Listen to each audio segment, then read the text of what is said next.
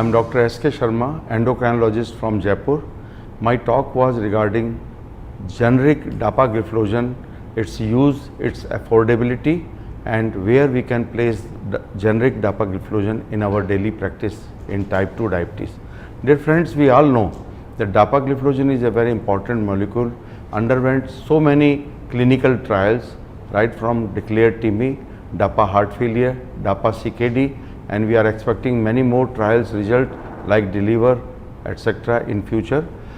Now the time of change in perception of diabetes treatment is there. Earlier we were taking care of hyperglycemia, then came a phase of hyperglycemia plus risk factors like hypertension, dyslipidemia, obesity. Now is the phase of, with all these things, organ protection.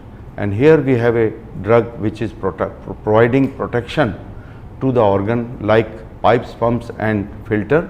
Pipes means it is taking care of vascular disease, pump means it is taking care of heart, and filter means it is taking care of kidney.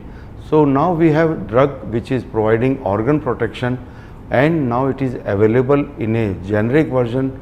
It is affordable, and we all know if the costly drug is there, the adherence is decreasing and patients are stopping it and they are developing problem.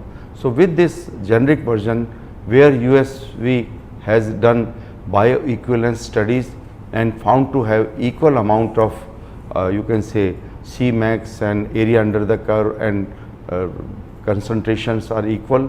So with that confidence that it is equally good, now more and more our patients are on generic versions of dapagliflozin. Thank you very much.